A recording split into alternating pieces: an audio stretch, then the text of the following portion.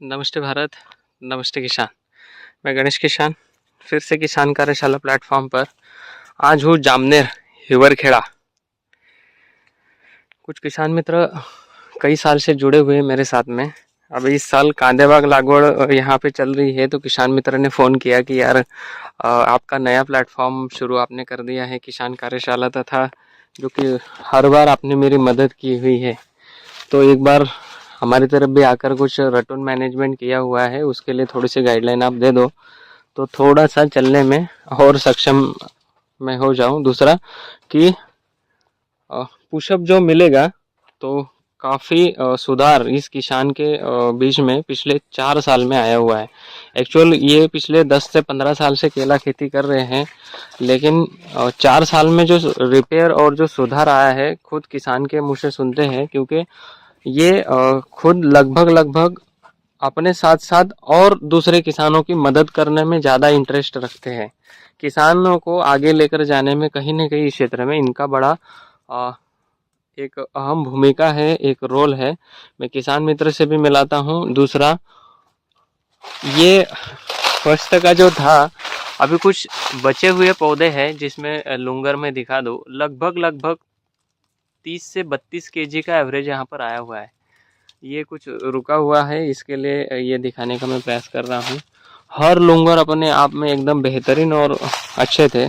कांदा बाग में कई किसान मित्रों के क्वेश्चन है कि कांदा बाग लगाने के बाद में ईल्ड पुअर आती है, रास नहीं बैठती है और वेट ज़्यादा नहीं आता है, तो उसके बारे में थोड़ा सा किसान मित्र से मैं समझना चाहूँगा कि पिछले 3 साल पहले हम लोग जो प्रैक्टिस यहाँ पे कर रहे हैं और कांदा बाग में इन्होंने जो 2 बार अच्छी रास ली हुई है, तो थोड़ा सा इनसे ही समझते हैं। राम राम सर जी। राम राम। थोड़ा आपका परिचय बताइए, हम लोग कहाँ पर है? मैं प्रशांत पाटिल, हिवरखेड़ा, तालुका जामनेर, जिला जलगांव। मेरा मोबाइल नंबर है 9673805881। मैं ये G9 का पौधा लगाया था, जैन कंपनी का। तो अभी इसका रटून रखा है मैंने। तो मैंने इसको पिछले महीने में 13-40-13 बोरॉन और कैल्शियम इसका पोंगा भरने किया था। तो उसका जो आज रिजल्ट देख रहे हैं आप, वो अलग है। और अभी गणेश सर हमको मिले आज। हम पुरानी पहचान 3-4 साल से हमारी पुरानी पहचान है। हमने 2-3 बार हमारे खेत में किया है। अभी उन्होंने वो सीकी G9 बनाना पौधे बनाना चालू किया है। तो अभी अपन 1,500 पौधे उनके यहाँ बुक किए हैं। अभी लगाएंगे सोयाबीन के ऊपर और उसकी प्रैक्टिस करनी है अभी। और जो किसान है नए, उनके लिए भी एक कहूँगा कि जो गणेश सर बोल रहे हैं वो हिसाब से किया तो बहुत बढ़िया रहेगा और किसान को अच्छा मार्गदर्शन मिल जाएगा वहाँ पर। दूसरा, पिछले 3 साल से जो आप साथ में चल रहे हो, तो जो बेनिफिट हुआ है, दूसरी बात कि कई सारे किसान बोलते हैं कि कांदे बाग में अच्छी रास नहीं ले सकते हैं, तो इसका लगभग हम लोगों ने 2 बार रिकॉर्ड ब्रेक उत्पादन लिया हुआ है। तो किसानों को कौन सी दिशा में जाना चाहिए कि कांदे बाग लागवड़ करने के बाद में क्या अच्छे से नियोजन करना चाहिए तो उनको ईल्ड अच्छी आएगी? कांदे बाग जो है वो ठंड में ज्यादा आता है। तो ठंड में गर्मी के लिए पहले तो कांदे बाग लगाना तो पहले मल्चिंग लगाओ, थोड़ी मल्चिंग लगाओ, अंदर पूरे बेसल डॉट डाल दो और 5 से 6 ड्रिचिंग करो उसको। कम करना है, ज्यादा नहीं। खर्चा ज्यादा बढ़े ना, ये हिसाब से करो तो कांदे बाग की बहुत बढ़िया रिजल्ट आते हैं। मतलब आपका ये कहना है कि कांदा बाग जब लगाओगे तो जो दिसंबर या जनवरी की ठंडी आती है, हाँ। तो रूट राइजोस्फीयर जो स्ट्रक्चर है या केले के पौधे का जो बेड है, हाँ। वो ढका होना चाहिए। मतलब एक्चुअल वो कचरा मल्चिंग से हो या आपके प्लास्टिक पेपर से हो। तो प्लास्टिक पेपर में ब्लैक कलर का पेपर अगर आप अच्छे माइक्रोन वाला यूज करते हो तो उससे अच्छी यील्ड आती है। दूसरा, बेड प्रिपरेशन पहले कर लेना है, क्योंकि लैंड प्रिपरेशन जब करते हो तो बेड प्रिपरेशन करना बहुत आवश्यक है। लोग लैंड प्रिपरेशन करते हैं लेकिन बेड प्रिपरेशन नहीं करते। मेरी बात को ध्यान से सुनना, लैंड प्रिपरेशन करना अलग है और बेड प्रिपरेशन करना अलग है। एक्चुअल जहां पौधा लगने वाला है वो होता है बेड। लैंड मतलब कि पूरी लैंड का प्रिपरेशन करना। तो पौधा जहां लगने वाला है उस बेड का अगर आप प्रोटेक्शन और प्रोकेशन कर रहे हो तो आपको चाहिए वैसी यील्ड आप केले में ले सकते हो। अभी कल मैं इसी समय अभी लगभग अभी जो 1:30 बजा हुआ है, तो अभी मैं अकलूज करमाड़ा में था।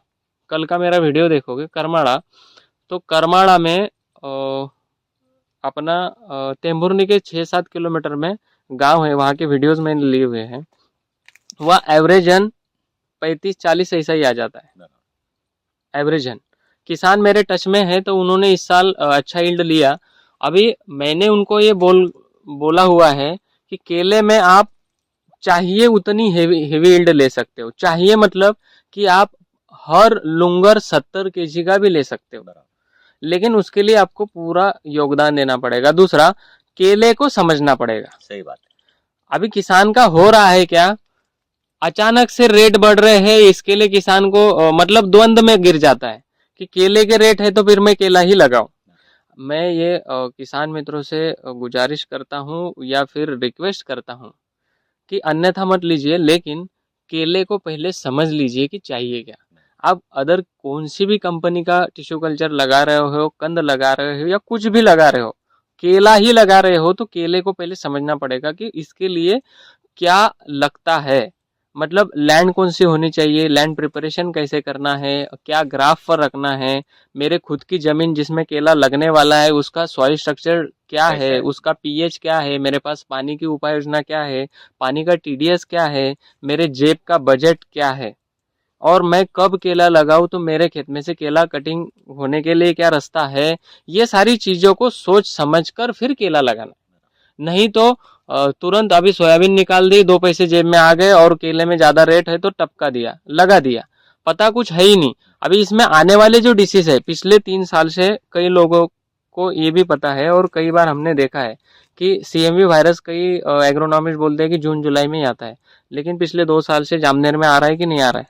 जामनेर में तो वैसे तो 7 साल से आ रहा है वो, बराबर। नवंबर दिसंबर कांदेबाग में आ रहा है। मैंने 3 बार कांदेबाग उकड़ के फेंका है, लेकिन अभी 3 साल से कांदेबाग को मैं जैसे जैविक खेती की तरफ जाना है, ज़्यादा बहुत रासायनिक भी करो जैविक भी करो, थोड़ी सम्मिश्र करो तो उसके रिजल्ट और है केले में, तो सीएमवी नहीं आता है। दूसरी बात कि कई बार मैंने इस बार सीएमवी रिपेयर सेशन मेरा चालू होने वाला है। मैं अभी रिपेयर सेशन की तरफ जाऊंगा क्योंकि मैं बिजी था। आप लोगों को देखा, आपको मिलकर ही मैं सोलापुर गया था, अभी आया तो आपके पास ही आया हूँ। सीएमवी रिपेयर सेशन इसलिए ले रहा हूँ क्योंकि आज के 25 दिन पहले जितने किसान परेशान थे, तो जिन्होंने सुना उनका केले का पौधा उनके खेत में अभी रिपेयर खड़ा है, जिन्होंने नहीं सुना है उनके खेत अभी पूरे हरे से काले हो गए, मतलब वहां पर कुछ भी नहीं है। तो जिन्होंने रखा हुआ है और जिनका रिपेयर हुआ है ना, वो किसानों के बारे में बार बार फोन आ रहे हैं और वीडियो आ रहे हैं कि भैया एक बार आप आकर देख लीजिए कि ये रिपेयर होता है। तो कई सारे आउटपुट्स मेरे पास में है, रिजल्ट भी है ग्राउंड लेवल के। तो किसानों ने डरना नहीं है। पहली बात तो केला लगाना है तो केले की थीम पता होनी चाहिए, सोयाबीन लगानी है तो सोयाबीन की थीम पता होनी चाहिए, खरबूजा लगाना है तो खरबूजों की थीम, मतलब हर क्रॉप का नॉलेज आपके पास अगर हो तो आप उसमें अच्छे से पारंगत हो सकते हो और हेवी यील्ड की तरफ जा सकते हो। खर्चा कम करके हेवी यील्ड की तरफ हम लोग कैसे जा सकते हैं, तो उस फसल के बारे में हमें जानकारी होना आवश्यक है। तो फिर उस पर आने वाली बीमारियां, वो अगर आपको पता है, आप अगर उसको विजुलाइज करके उसको नॉर्मल तरीके से, अगर नॉर्मल मतलब कि अपने देसी जुगाड़ तरीके से अगर उसको हम लोग रिपेयर कर ले तो शायद हो सकता है कि आपके बजट को वो ठेस ना पहुंचाए। ठीक है। CKG9 पौधा प्लांटेशन अगर किसी किसान को इस क्षेत्र में करना है तो मेरे किसान भाई ने अगुवाई की हुई है, क्योंकि आज के 2-3 साल पहले इन्होंने ही मुझे इस क्षेत्र में बहुत ही आगे लेकर जाने में बहुत मदद की थी। आज के 3 साल पहले आपने ही मेरी उंगली पकड़ी थी और हाथ पकड़कर आगे आपने ही ढकेला है, मेरे हिसाब से लगभग मुझे जो समझ में आता है। क्योंकि विश्वास पात्र किसान को ही ज़्यादा सुनना पसंद करता है कि किसान की भाषा को अगर सुने तो शायद किसान मेरे से ज़्यादा आपके ऊपर ट्रस्ट करके CKG9 को लगाकर अगले साल जो रिजल्ट रिपोर्ट आएगा वो फिर टू बी कंटिन्यूड हो जाएगा। बाकी तो मैं आपके साथ में साल भर हूँ, बीच में कुछ मिसअंडरस्टैंडिंग रही, हाँ मैं आपके टच में नहीं रह पाया, पूरा भारत घूमना पड़ता है। अभी लगभग मैं महाराष्ट्र में ही आ गया हूँ, आपके पास में सावदा में, तो आपके तरफ ज़्यादा ध्यान दे पाऊंगा। और जलगांव में पूरा ताप्ती बेल्ट का केले का जो परिसर है, मतलब बरहानपुर से लेकर पूरा गुजरात तक लगभग दोनों किनारों को कवर करने का मेरा पूरा प्रयास रहेगा किसान कार्यशाला के अंतर्गत। जो मैंने सीखा हुआ है, जो समझा हुआ है, जो आप लोगों ने मुझे सिखाया है, कई सारी चीजें आप लोगों ने प्रैक्टिकली मुझे समझाई है, तो वो मैंने अडॉप्ट किया हुआ है। ऐसा नहीं है कि मैं परिपूर्ण हूँ, और कोई भी इस चीज में परिपूर्ण नहीं हो सकता है, क्योंकि वातावरण परिस्थिति ये हर बार नई समस्या लेकर आएगी, तो उस समस्या का समाधान करते हुए हम लोगों को आगे बढ़ना है। CK-G9 पौधा अगर किसी किसान मित्र को बुकिंग करना है तो प्रशांत पाटिल जी है, इनसे आप संपर्क करके इसके बारे में थोड़ी बहुत नॉलेज लेकर समझकर आगे बुकिंग वगैरह कर सकते हो। अगर नहीं ज़्यादा समझ जा पा रहे हैं भैया, तो आप मेरा नंबर नीचे डिस्क्रिप्शन के ऊपर दिया हुआ है, तो उसके ऊपर भी फ़ोन कॉल कर बुकिंग कर सकते हो, क्योंकि इनको मैंने सारी रेसिपी समझा दी है, तो इनको पता है। तो ये 1500 पौधे मेरे लगाने के लिए आगे बढ़ चुके हैं, और मुझे पता है कि इनके 1500 नहीं है, इनके 1.5 लाख पौधे दिख रहे हैं मुझे, क्योंकि उसके ऊपर 0 ही लगता है हर बार। बराबर, पिछले बार आपने मेरे से 1000 लिए थे शुरुआत में 3 साल पहले, तो उसके ऊपर 0 लग गया था, उसी साल 0 लग गया था। तो ये आप मतलब किसानों को जो हर बार आप यहाँ पे गाइडलाइन दे रहे हो हर फसल में। दूसरा, आपका जो नेचर है वो अलग है, आप रासायनिक और जैविक दोनों को मिलाकर दे रहे हो। तो जैविक में रासायनिक को कैसे कम करके हम लोग जैविक की तरफ ज्यादा जाए, उसके ऊपर ज्यादा फोकस है आपका, और उसके परिणाम और नतीजे आपको अच्छे मिले हुए। मतलब आज की डेट में आपके गांव में लगभग सबसे हेवी यील्ड मेरे हिसाब से कम खर्चे में आपकी आ रही है, और क्वालिटी में कोई हाथ नहीं पकड़ पा रहा है। सही बात है कि झूठ है? शायद आज के 3 साल पहले आपके खेत में मैंने विजिट करवाई थी, वो किसान आज रिपेयर हो गए हैं उनके खेतों में, और आपके पास उनके कॉल भी आते हैं।